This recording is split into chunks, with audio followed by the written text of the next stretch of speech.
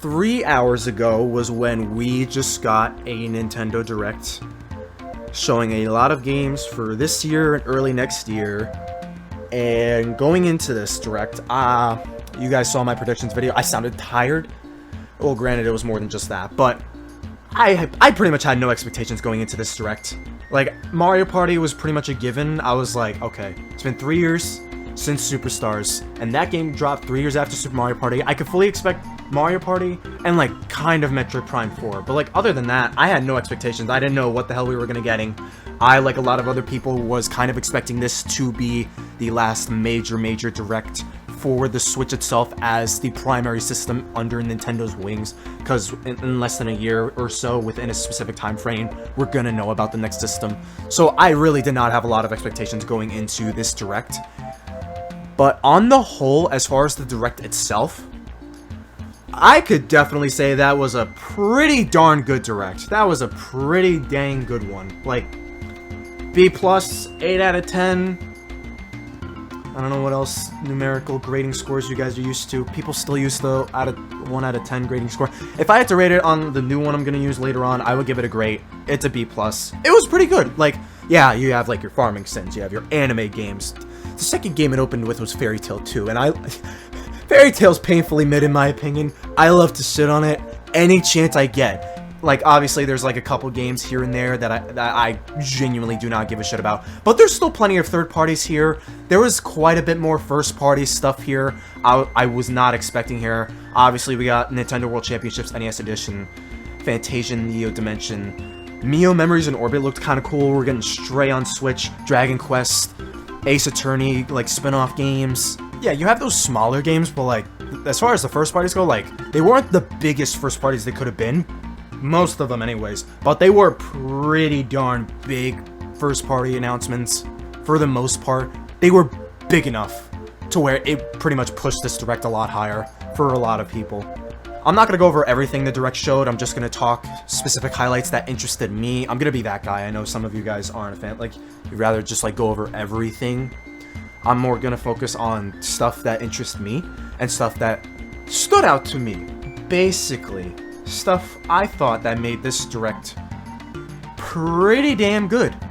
So why do I think this Direct started pretty damn good? Because most of it, I'm not even gonna lie, it felt like they kind of blew their load right at the beginning. They kind of peaked at the beginning of the Direct. Because for their opener, the one they started with was a brand new Mario and Luigi. A new Mario and Luigi game coming to the Switch this holiday, Mario and Luigi Brothership. This isn't just one video. This announcement isn't gonna spawn. It's gonna spawn a discussion about this game and about Mario and Luigi. It's gonna spawn 2 videos though. Cause I made this video talking about the resurgence of Mario RPGs and like how like, oh, well, technically me too. Cause when Mario RPG was announced, I'm like, ooh, we got a Mario RPG on the horizon, so it's a new Mario game in the RPG genre. Well, not new game, but a remake. Still kind of kept it afloat. And then the Direct after they announced Thousand Year Door, and I'm like, oh my god, do you guys think this could be a sign of them caring? Because like we didn't have Mario RPGs were going through it. They were going, the fans were going through it, dude. Alpha Dream died. It was just Mario plus Rabbids at a certain point when the Switch came out, and then Paper Mario was doing its own thing for like a fucking decade. So there was no Mario and Luigi in sight. It was just remakes, and then the studio died. We had no idea what was gonna happen, and then they announced a remake of the first Mario RPG, a cult classic with all these original characters and whatnot, a cool story. Then they remake Thousand Year Door with all these original characters, a cool story and settings. Now it's not even a remake. Not even getting a remake. It's a brand spanking new game. New mechanics, new characters, new locations, and updated art style. It looks phenomenal. It looks really damn good. Like, I wouldn't have expected them to open on a Mario and Luigi game. I'm not going to try and talk too much about this because I'm going to save that for a future discussion video. And then the Mario RPG branch as a whole. But Mario and Luigi Brothership. That's definitely the most anticipated game I have for the rest of this year. I'm so looking forward to it. I love Mario and Luigi. Dude, it's been 9 years since the last original Mario and Luigi, Paper Jam. And everybody fucking hates Paper Jam for whatever reason. Like, I like it. I think Paper Jam has, I don't know. You see more people be like, oh, I like Color Splash, or I like Origami King. But it's like, I don't see that for Paper Jam, but like, I genuinely think Paper Jam is a solid game. It's just not as good as every other Mario and Luigi. Whole other discussion. Doesn't matter. Mario Luigi Brothership looks really damn good. I'm super, super excited for this one. Oh my god. Just look out for the next 2 videos I'm going to talk about regarding this game and the Mario RPGs. Another thing that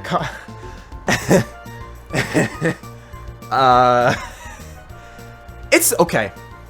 It's the only new remaster we got in the Direct. There wasn't that many re-releases in this Direct, especially on the first party side of it, but the only one. It's not even coming out this year, it's coming out early next year. Donkey Kong Country Returns HD. I'm generally happy with it. I'm fine with this, because, like, Returns is good. Returns is a really good game. And, like, Tropical Freeze is obviously, like, peak. But I'm glad we're getting both of those 2 modern Donkey Kong Country games on Switch. And they just gave it the remaster treatment, like, they up-resed it, they gave it better, like, textures and lighting and models and whatnot. Like, it looks better than the original. So I'm glad it's there. Just, when the fuck is that new Donkey Kong game?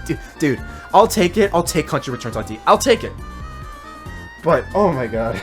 The last original game was 11 years ago. I said Mario Luigi fans are going through it, Mario RPG fans. Donkey Kong fans definitely have it worse. They definitely have it worse.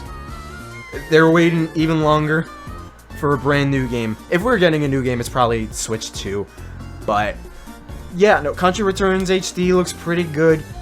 Brings a whole extra discussion that, like, damn, it's another remaster. It's not a new DK game, again, like with Tropical Freeze. But, like, it's worth it in the end. I'm okay with it. More or less. Dragon Quest III HD 2D. They did announce this game a while back. We have not seen anything about this. So it's good we're seeing it here. Looks really good. I definitely want to give this... I want to give it a go. I never picked up 11. And they announced Dragon Quest HD 2D remakes for 1 and 2 too. I don't know if that means they're just going to be separate releases or if it's going to be a whole collection. I kind of hope it's a collection because it's the whole Urgic trilogy. You would think it'd be a collection. I don't know. We'll see where Square Enix's thought process is when they finish making that game. 3 games, technically. Metal Slug Attack Reloaded was pretty cool. Marvel vs. Capcom Fighting Collection, Arcade Classics, like a lot of the MVC games are being in this collection alongside a few others. I always kind of assumed MVC was on Switch already, so I was a little more shocked that, like, oh, it's not on Switch? What do you mean it's not on Switch? It's Marvel vs. Capcom. Yeah, because everybody loves Marvel vs. Capcom. Still, it's a pretty good surprise. It's good to have the MVC games on Switch. But, speaking of Mario Party, though, I was expecting Mario Party. Oh, I got Mario Party. I didn't just get Mario Party. I got a direct sequel to Super Mario Party Jamboree. Super Mario Party itself, Super Mario Party Jamboree. This is probably a video, too. This is probably going to be a video on itself, too. Because I was hoping it'd be, like, new. And it is new. And it looks really good, too. Like, the massive roster from Super Mario Party is pretty much back with a few others. Ninja was playable. I saw Ninja in there. I don't see him in the thumbnail or when all the characters are on screen with the good guys on top and the bad guys on the bottom. I'm wondering how many unlockables there are going to be. There's going to be 7 boards. There's 5 new ones, but they're bringing back Mario's Rainbow Castle for Mario Party 1 and Western Land for Mario Party 2. So 7 boards total, and it's like this mix of like mostly new and a couple old, but a lot of new minigames and new modes, blah blah blah. Again, whole other video. I'm really looking forward to a new Mario Party. Like, I love Mario Party. Wow, SuperMarioT loves Mario Party? Huh. He likes the other Mario games? Who'd have guessed? But yeah, no, I'm happy about that. And I'm definitely happy, and I'm pretty sure a lot of Zelda fans are really, really happy about The Legend of Zelda Echoes of Wisdom. Because a lot of people were thinking, oh, they'll just remake Oracle of Ages, Oracle of Seasons, like both of them in one, kind of like the Super Mystery Dungeon remake. Some fans hope it would look like Link's Awakening HD, some hope it wouldn't copy the same art style. They're using Link's Awakening art style, but they're making an entirely brand new top-down game with that, calling it The Legend of Zelda Echoes of Wisdom, and it's the first Zelda, the first Legend of Zelda, where Zelda is playable. If I was a bigger Zelda fan, this could probably be a bigger video, like another video on the channel from me. I'm still very limited on my Zelda knowledge, but I know you always play as Link in every Zelda game. Zelda fans wanted to play as Zelda in a Zelda game for pretty much decades. At least one decade. Like, I've been hearing about this since Breath of the Wild. Link kind of looked female in the very first promo where we first saw Link in Breath of the Wild. It's like, oh, we're gonna play as female Link or Zelda, and then it came back with Tears of the Kingdom. And so people definitely are gonna be happy just being able to play as Zelda in a brand new Zelda game. And the mechanics look kind of cool too. Like, it's kind of taken a little bit of everything from every single game you could think of. The thing, it reminded me of Tears of the Kingdom because you can like use the staff to copy certain objects and things in the world, and enemies included, and that's why it's called Echo of Wisdom, and Zelda's Triforce of Wisdom. So you can like use these extra objects and items and enemies to battle others, for platforming, for puzzles. It reminds me of Tears of the Kingdom a little bit, because you could kind of do something similar with just meshing all these different objects together with the stuff in Tears of the Kingdom. I forget what it's called. I've seen some of the mechanics in the game though. It's similar. I'm pretty sure you guys know what I'm talking about if you've seen Tears of the Kingdom. It looks really good. Legend of Zelda Echoes of Wisdom looks really good. I'm glad top-down Zelda is still a viable formula. Linear Zelda. Though I do think I keep hitting my desk. I think some Zelda fans are thinking like linear Zelda, probably like the linear-ish like dungeons, like the original like 3D Zeldas, not just top-down. Still, it's good to see. Looks really good. I'm definitely gonna cop it. Stray looks really cute. I'm assuming this is a third party already on other systems. It's just coming to Switch now, but it looks really good. Kind of want to get that. Ace Attorney Investigations Collection looks really good. It's Ace Attorney spin-offs that are getting like an HD overhaul. You can select between pixel sprites or the new hand-drawn animated ones. There's an Ace Attorney game that released in Japan that never made it over here that is finally getting localized in this collection. Looks really good. Very happy about that. I think the last thing is pretty much what they closed on, and 7 years. 7 years. They announced it. We got nothing. 2 years after that, restart development. Just restarted from scratch, 2019. It's been 5 years. 5 years since they restarted development, but 7 years since they announced that. After so long. Metroid Prime 4 finally has gameplay, a release date, context. We're finally getting Prime 4. Metroid Prime 4 Beyond. It drops sometime next year.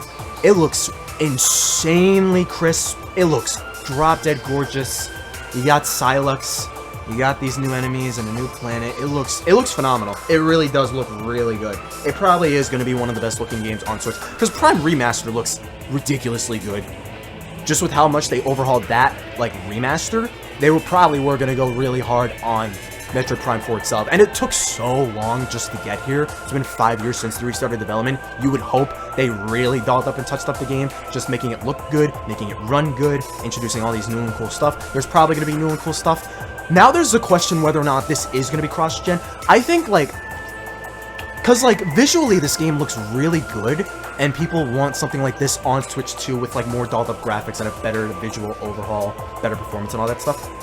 I do think there is a possibility that we could see some of these 2025 games get announced. They're not going to announce it now.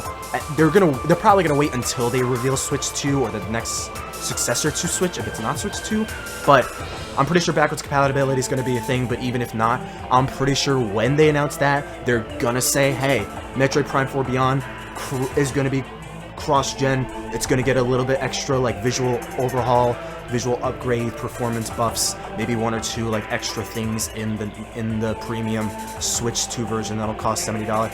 Oh, shit. That is another question, too. Is this going to cost $70 when it drops? Because part of me wants to say no, because I don't think Metroid can afford it. Because another thing with Prime 4 being announced here is some people were like they were, like, it's the same thing with me. Like, yesterday when I made that predictions video, I was like, oh, I kind of would like Kid Icarus Uprising HD on Switch. I kind of hope we don't, because if they send it out right as the Switch is about to go out, or overshadowed by Switch 2 in, like, several months, then it's gonna go out there to die, even if it's backwards compatible. But something like Metroid Prime 4, it's like the same exact deal. Like, Metroid's obviously bigger than Kid Icarus by such a wide margin, but like, Metroid's history has, like, its track record's never, games never sold that particularly well. Like, there's the NES one, there's Prime, there's Super Metroid, but other than those three in particular, like, 1-ish million every now and then, more or less, pretty much. Dread sold really good, to be fair. But, like, Prime Remastered sold about as well as the original. I think it sold worse than the original, actually. It's still so good. It sold, like, more than 1 million, still. Which isn't bad. But, like, people want Metroid to be, like, in that, like, upper echelon of, like Kirby and Fire Emblem, like an actual A-tier franchise. Because Metroid pretty much is being treated like one, but it doesn't sell like an A-tier franchise. You know what I mean? People just want it to sell that well. They want Metroid to be just even bigger than it is now, because it totally can, and it totally should. I don't play a lot of Metroid, but even I can agree Metroid should be a lot bigger than it is now. So hopefully the fact that this is coming in 2025 doesn't mean it's going to hamper its sales. But more than anything, hopefully this also means like it could be backwards compatible, or cross-gen, not backwards compatible. Backwards compatible, yes, but hopefully cross-gen with the next system. Because right now, as far as 2025, we have Donkey Kong Country Returns HD. I don't know why. Okay, part of me wants to say I don't know why, but I think I kind of do know why. Like, this remaster of Donkey Kong Country Returns is dropping all the way in January, just like half a year from now. Part of me knows why, but it's that plus Metroid Prime 4 Beyond and Pokemon Legends ZA. So we still have like a few major titles coming out next year. But probably by the time those games have like concrete release dates, we're probably gonna know like something about Switch 2. Either like later, like towards the end of this year, or just early next year. I think they're probably gonna do the same thing like they did with the Switch. They give us like a reveal trailer of what the system's gonna be like. We see very short clips of like some upcoming games coming to that system. And then like January we get the presentation. Like, I think it's pretty much gonna like mimic a lot of what Switch 1 did.